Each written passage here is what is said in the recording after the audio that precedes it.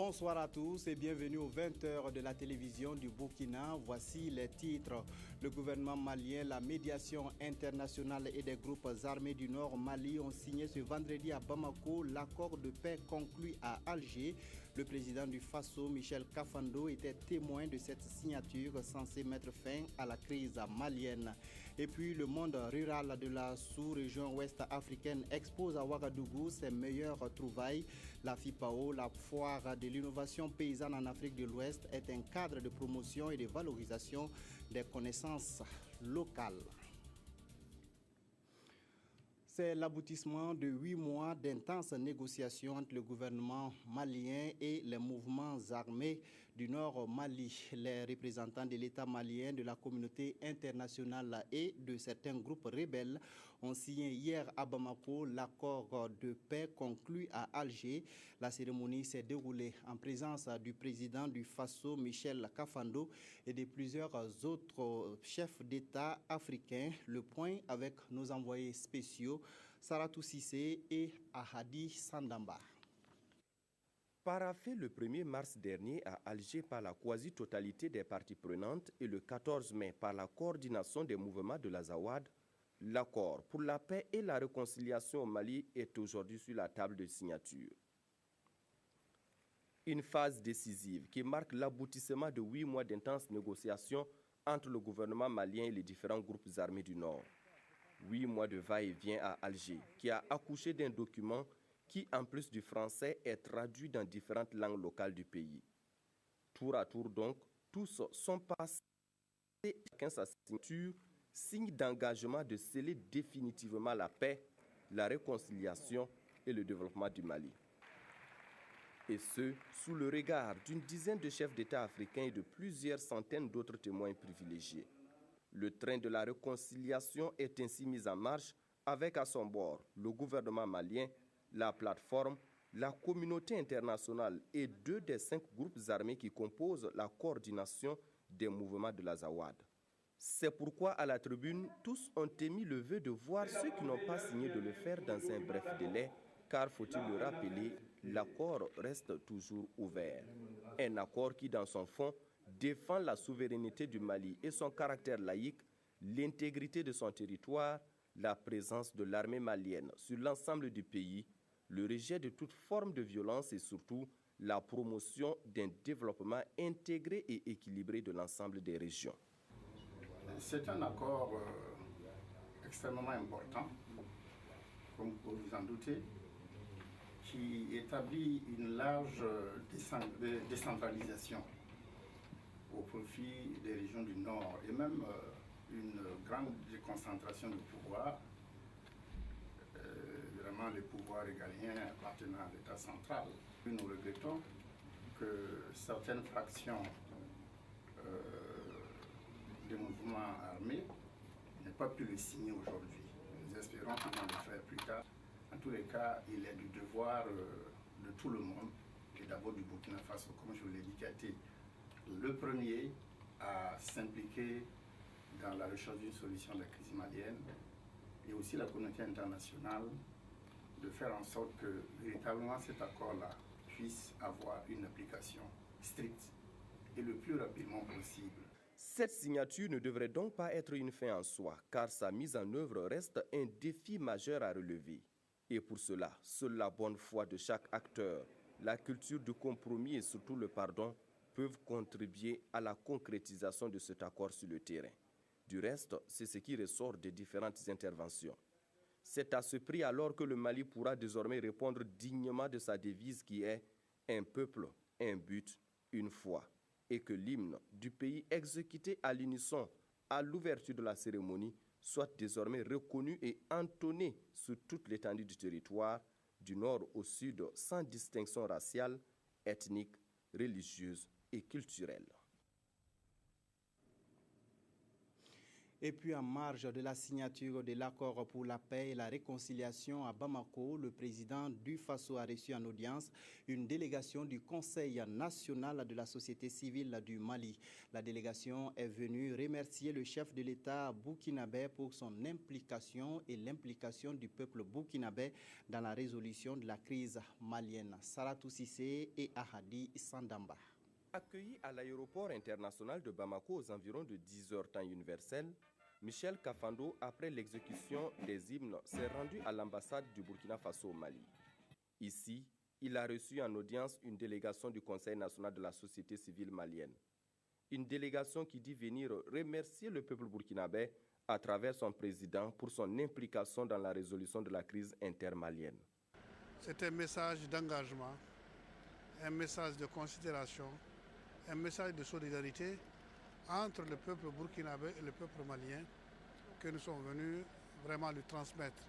Parce que nous savons que le Burkina a joué un rôle très important jusqu'à ce jour, depuis que le Mali a connu en 2012 ces crises sécuritaires, ces crises institutionnelles.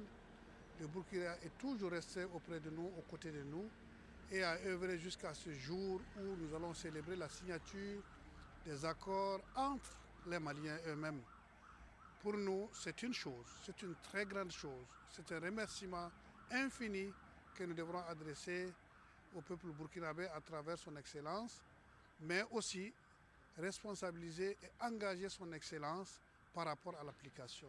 Avant de prendre congé du président du Faso, Bourema Alaï Touré a demandé une fois de plus l'accompagnement de Michel Kafando et surtout de la société civile burkinabé dans la mise en œuvre de l'accord d'Alger. Un accord qui, s'il est appliqué, devrait permettre au Mali de retrouver définitivement la paix.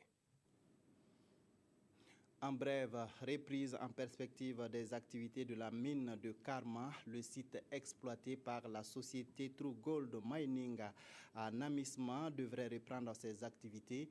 Un appel a été lancé dans ce sens par le gouvernement burkinabé dans un communiqué signé du ministre en charge du secteur minier. Et le ministre assure que cette décision émane du gouvernement qui a obtenu de True Gold Mining qu'elle privilégie le dialogue et de bonnes relations de cohabitation avec les populations autochtones. Par ailleurs, le gouvernement rassure les habitants que la sanctuarisation du village de Ramatoulaye, de sa mosquée et de son cimetière est garantie par la loi. Les autorités de la transition font appel au sens de responsabilité de l'ensemble des parties prenantes dans un esprit de paix et de tolérance. La perspective pour le Burkina étant de faire de l'exploitation minière un levier de développement local. La suite du journal, la convention de l'Union sankariste a débuté ce matin à Ouagadougou. Mariam Sankara était présente à l'ouverture des travaux. L'objectif de cette convention est de proposer au Burkinabé un projet de société inspiré des idéaux de feu Thomas Sankara. Elle devra également permettre de désigner un candidat unique pour la présidentielle d'octobre prochain. Selon des sources proches de l'organisation, les partis se seraient entendus sur un candidat qui pourrait être Maître Benewende Sankara. L'UPC, l'Union pour le progrès et le changement, vient de mettre en place son unité anti-fraude électorale. La commission chargée des consultations électorales est constituée de 45 commissaires issus de toutes les provinces du Burkina Faso. Ils ont été installés ce matin avec pour mission de veiller au bon déroulement des scrutins à venir. Ernest Kambiré. La commission chargée des consultations électorales de l'Union pour le progrès et le changement UPC est une structure d'expertise chargée d'organiser et de superviser les différents scrutins à venir pour le compte du parti. Les 45 commissaires provinciaux installés seront donc les yeux du parti contre la fraude électorale. Les missions qui les sont assignées, c'est de former d'abord tous les représentants des bureaux de vote, c'est de s'assurer que le jour du vote, depuis l'ouverture du scrutin jusqu'à la fermeture, il y ait des représentants, comme je dis, qui sont conscients, compétents et d'un certain niveau pour garantir que le scrutin est transparent. Deuxièmement, c'est de récupérer tous les procès-verbaux qui seront transmis au niveau national par un système sécurisé. Avec l'installation de cette commission chargée des consultations électorales, c'est la machine électorale de l'UPC qui se met en place et déjà les attentes sont grandes. Ils sont là pour s'assurer qu'il y a la vigilance et que ceux qui voudraient s'adonner à des fraudes au détriment de l'UPC puissent être attrapés. Vous savez que la fraude fait partie de l'histoire politique et électorale de notre pays. Ça ne date pas d'aujourd'hui. On pense que ce n'est pas fini. Outre leur installation, les 45 commissaires vont mettre à profit leur séjour pour se familiariser avec les différents textes électoraux et la stratégie électorale du parti. L'Alliance pour la Renaissance, la démocratie et l'intégrité, ARDI, a officiellement lancé ses activités dans le Sahel burkinabé. Le parti qui compte obtenir des sièges de conseillers municipaux et à l'Assemblée nationale a organisé un meeting ce vendredi à Dori. Le point avec Bernard Diasso. Une première du genre dans la province du Sénat pour le parti Alliance pour la Renaissance, la démocratie et l'intégration, ARDI. Cette rencontre vise à créer une adhésion massive de ses militants pour une victoire aux législatives et municipales prochaines. Une occasion pour son président de présenter l'ARDI. Nous sommes d'obédience communiste libérale en ce sens que nous avons constaté que la vérité ne réside ni dans le communisme, ni dans le libéralisme, mais dans la synthèse, voire dans le dépassement des deux. C'est pourquoi dans le communisme, nous sommes pour la justice sociale, mais nous sommes contre la pensée unique.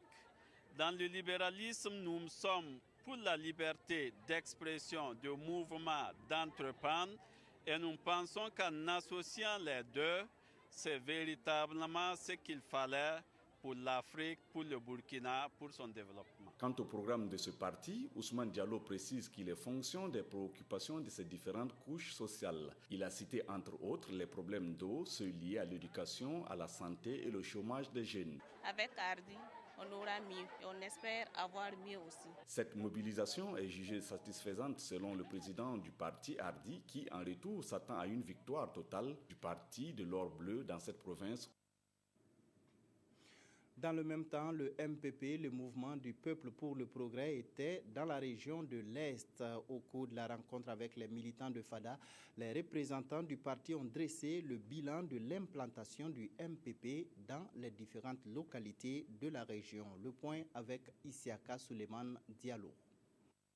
Conduite par Jean-Claude Bouda, membre du bureau politique national du Mouvement du Peuple pour le Progrès, une délégation du MPP a rencontré à Fadangourma ses militants et sympathisants. Cette rencontre a permis à la délégation de vérifier l'implantation des différentes structures du parti dans la région de l'Est. Nous avons initié des missions dans les 13 régions du Burkina pour organiser un atelier avec les différentes structures de notre parti, les structures au niveau local, les comités de base, les sous-sections, la section, la fédération, pour discuter de la mise en place des structures, des différents bureaux au niveau des villages, des secteurs, des communes et des provinces. L'adhésion de la population de la région de l'Est au MPP a rassuré la délégation du Parti de la démocratie, de l'égalité et du progrès de leur victoire aux élections d'octobre prochain. Il est bon de faire un peu une revue des troupes pour voir si nos camarades sont déjà bien structurés, s'ils sont prêts à aller au combat pour que le 11 octobre 2015, effectivement, le MPP soit au rendez-vous pour gouverner ce pays-là. Cette sortie à l'Est a permis à la délégation du MPP de donner des directives aux provinces dont les différentes structures ne sont pas totalement mises en place, de hâter le pas car les élections sont pour bientôt. Présents à Bobo-Dioulasso dans le cadre de leur journée parlementaire, les députés du groupe parlementaire de la société civile ont rendu visite aux autorités administratives, coutumières et religieuses de la ville de Sia. Les raisons de cette visite avec Kadou Romen Ki. Présents à Bobo-Dioulasso dans le cadre de leur journée parlementaire, ces députés du groupe Organisation de la société civile ont tenu à rencontrer les autorités administratives, coutumières et religieuses de la ville de Sia. Une visite de courtoisie qui s'est voulu également un cadre de partage d'idées à travers prières, bénédictions et conseils. Nous ne pouvons pas venir comme ça tenir nos activités sans passer quand même nous présenter, rappeler également ce pourquoi nous sommes là et faire un bref aperçu des situations dans lesquelles nous sommes arrivés en tant que députés de la transition et également solliciter leur bénédiction et les conseils nécessaires afin que nous puissions aboutir, aux résultats que nous cherchons. Alors comme vous savez, il n'y a pas de diplomatie dans le camp, c'est les responsables de la société comme ça. Alors j'avoue que nous sommes sortis assez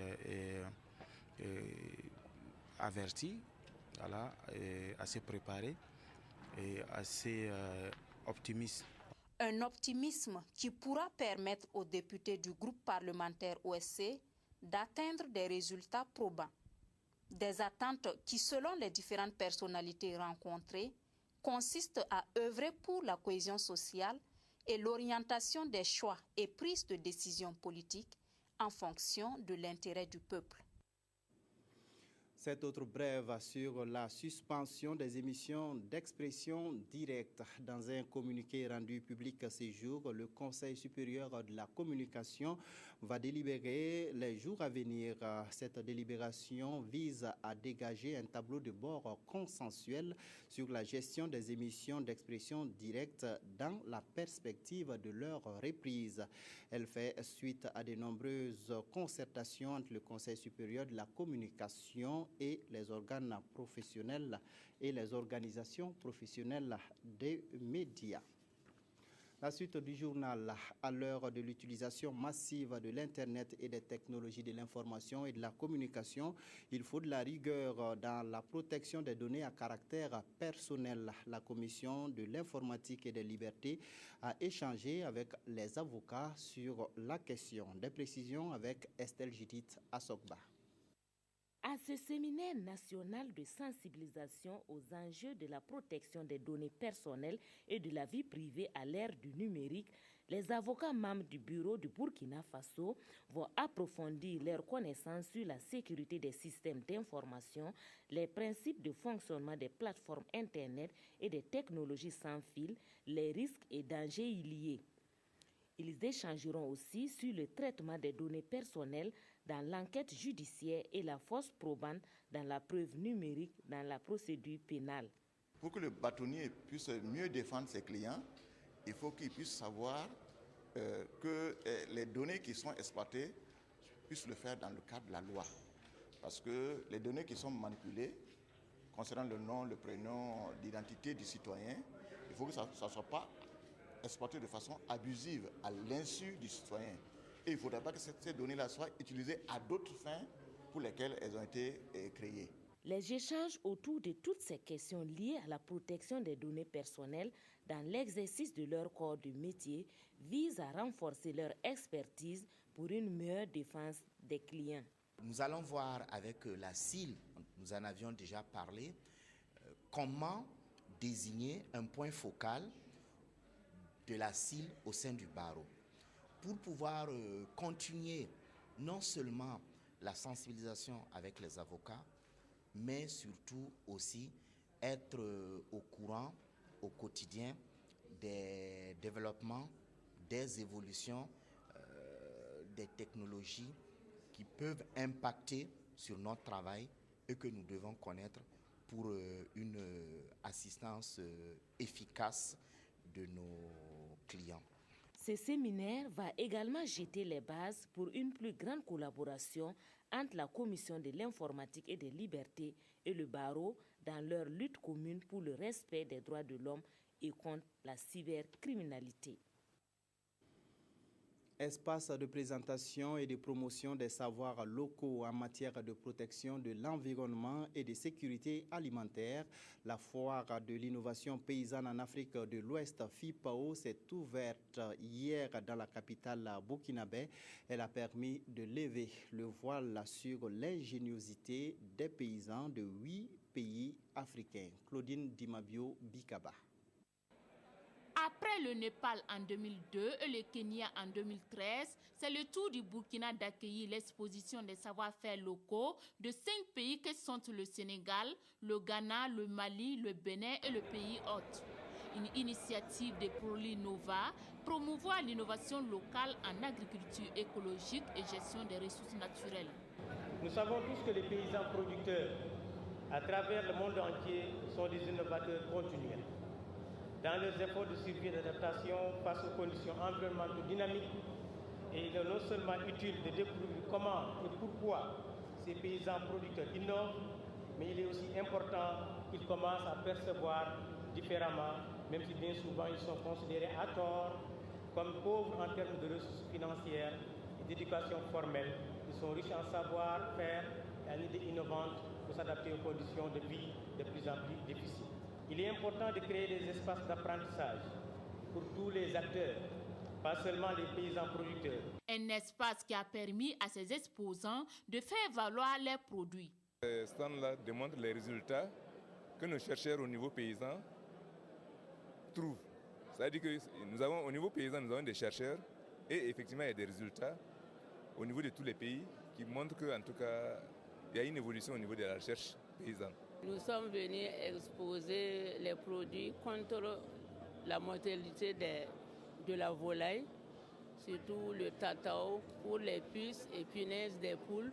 Un atelier sur les approches de la recherche et du développement agricole par et avec les producteurs et productrices a précédé l'ouverture de cette foire. Un atelier à l'issue duquel des recommandations ont été formulées et présentées à la faveur du top de départ de la foire. Une cérémonie inaugurale qui a été riche en couleurs de par la prestation qui a été donnée à voir. Les producteurs des 5 pays participants ont sans doute besoin de semences améliorées pour booster leur production. L'INERA, l'Institut de l'environnement et de recherche agricole, accompagne les paysans des Banwa dans la production de semences de qualité. Il exploite en collaboration avec les producteurs un champ de 20 hectares de semences améliorées. L'expérience est-elle fructueuse? La réponse avec Paul Savadogo. Un champ de maïs à perte de vue en saison sèche, c'est un terrain de 20 hectares qui est emblavé ici à Lolonou, dans la province des Banwa pour la production sémencière. Un champ exploité par les producteurs sémenciers des Banwa en collaboration avec l'INERA, l'Institut de l'environnement et de recherche agricole. C'est un site de 20 hectares que nous avons emblavé pour la production de semences de base du maïs de la variété SR21. Généralement, la SR21 a un rendement moyen de 5 tonnes à l'hectare. Comme il s'agit de semences, toutes les 5 tonnes ne peuvent pas être de la semence. On va certainement perdre 1 tonne. Nous sommes vraiment très satisfaits de la production de cette année. Vraiment du début jusqu'à la fin. Parce que le semis, nous n'avons pas confronté à des problèmes de semis. Et sauf qu'à la fin, là, nous sommes un peu confrontés à un problème d'eau que nous avons vu. Mais quand même, on a pu en train d'achever la production. Avec une production attendue d'environ 60 tonnes de semences de maïs, l'INERA veut mettre à la disposition des paysans burkinabés des semences de qualité. Venu représenter le délégué général du Centre national de la recherche scientifique et technologique CNRST, le directeur scientifique et sa délégation, accompagnés du haut-commissaire des Banwa, ont visité les différentes parcelles du champ avant d'échanger avec les producteurs sémenciers. À la fin de la visite, c'est un réel motif de satisfaction qui se dégage. Quand on regarde en dehors de ce champ, tout est à terre et tout ce champ est complètement bien fleuri et les produits sont dessus. On pense que vraiment les résultats de la recherche, on les retrouve sur le terrain. La variété des semences du maïs SR21 avec une durée de production moyenne de 90 jours est la plus demandée au Burkina. Après la récolte dans un mois, les semences des producteurs des Banwa devraient être mises à la disposition des paysans pour la campagne agricole à venir. L'expérimentation du système de riziculture intense à Douna dans les cascades a produit des résultats satisfaisants. Les producteurs bénéficiaires de la technologie ont partagé leur savoir-faire à la faveur d'un atelier de restitution organisé par l'Union nationale des producteurs de riz du Burkina. Moumouni Barou. Elles sont venues de la commune de Douna dans la Léraba. Elles, ce sont les femmes productrices qui ont bénéficié d'une formation sur le système de riziculture intense, SRI. L'objectif de ce programme est de faciliter la maîtrise technique du riz suivant le système reconnu comme étant une approche de production pouvant permettre d'augmenter de façon significative le rendement du riz. Vraiment, c'était un travail que nous avons beaucoup vécu avec beaucoup de joie et beaucoup d'enthousiasme, en ce sens que la plaine de Douna fait partie de l'une des rares plaines où les femmes sont les premières dans la production du riz. Vous savez bien que dans notre contexte socio-culturel au Burkina, ce n'est pas fréquent. Alors c'est pourquoi nous avons voulu, dans le cadre de cet appui, en collaboration avec Oxfam, accompagner les femmes, les encourager et leur montrer que par la production du riz, elles peuvent aussi améliorer leurs conditions de vie et augmenter leurs revenus. Dans l'optique de conduire efficacement les activités d'expérimentation sur le système de riziculture intense, un programme de suivi de travail a été défini par les parties prenantes. À ce titre, le programme prévoit une série d'activités pour une production plus accrue. Ce système, nous l'avons adopté depuis en 2010 et nous avons trouvé qu'au niveau du département de Douna, il y avait des femmes vraiment là qui étaient battantes et il fallait les encourager.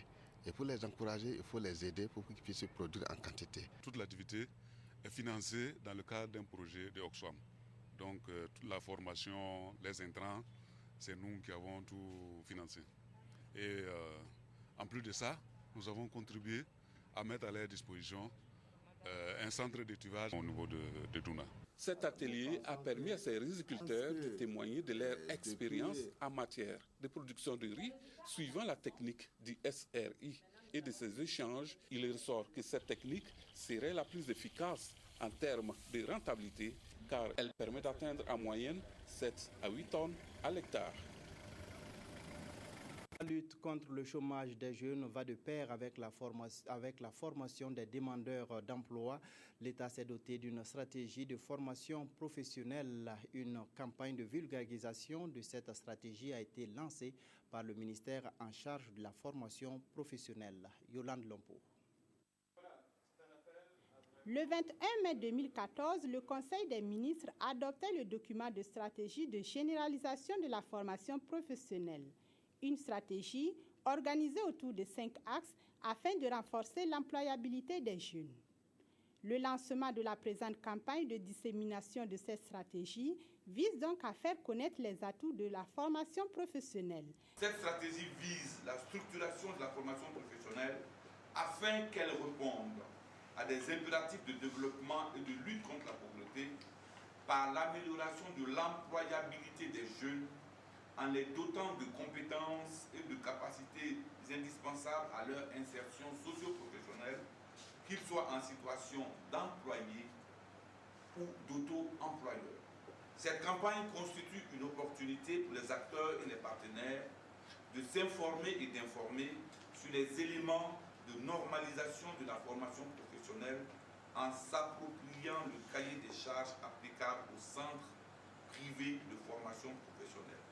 Outil de développement de la jeunesse, sa campagne de vulgarisation est financée par la politique sectorielle d'enseignement et de formation technique et professionnelle.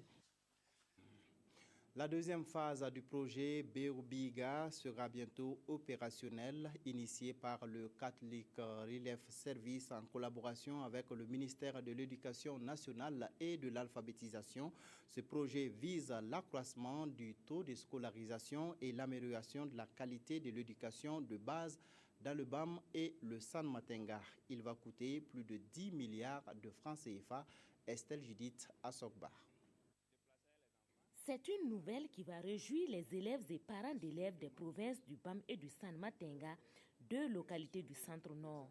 Ils bénéficient d'une seconde phase du projet BOBIGA qui signifie « Enfants de demain ». Un programme qui vise à améliorer la fréquentation des élèves à l'école et leur apprentissage. Le gouvernement américain, à travers son département de l'agriculture, alloue une enveloppe financière de 21,6 millions de dollars, soit 10 milliards 800 millions de francs CFA, pour la mise en œuvre des activités du projet. Le rôle du MENA sera tout de même d'assurer au niveau de ces différentes structures, déconcentrées du MENA, il y a des hommes qui suivent sur le terrain avec Catholic Relief Services l'application des différents contenus de notre protocole que nous avons discuté ce matin. Beobiga phase 2 s'exécutera en 4 ans et ce sont plus de 300 000 élèves dans plus de 800 écoles et bisongos des localités ciblées qui seront concernés.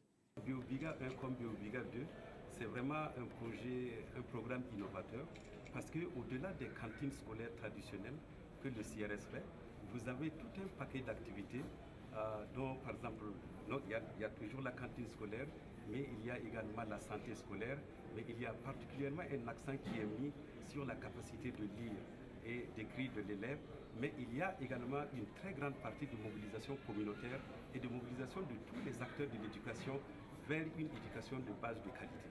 Ce partenariat entre les gouvernements américains et burkinabés dans ce secteur date de 1962.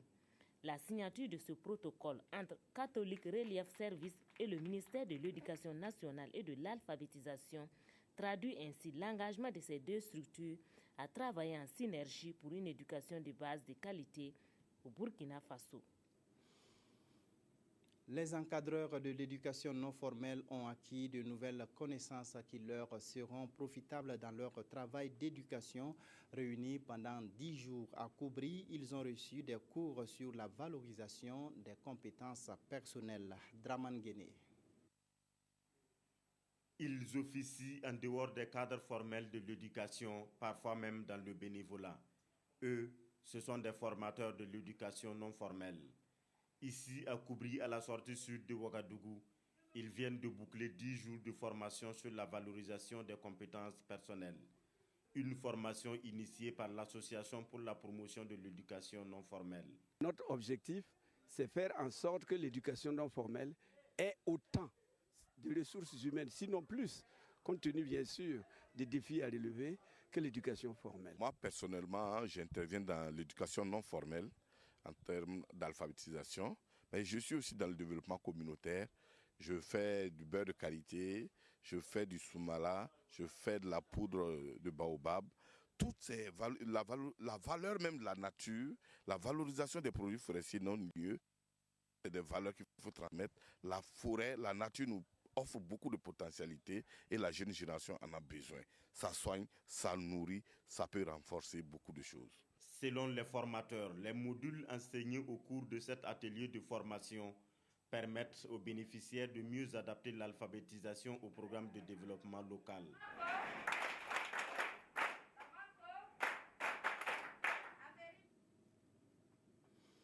La sensibilisation, c'est l'arme choisie par le ministère de la Santé pour mener le combat contre le tabac. Les stratégies qui seront développées pour réduire au maximum les effets néfastes de la cigarette sur la santé humaine ont été présentées à la presse et aux organisations de la société civile. Viviane Tiendrebego.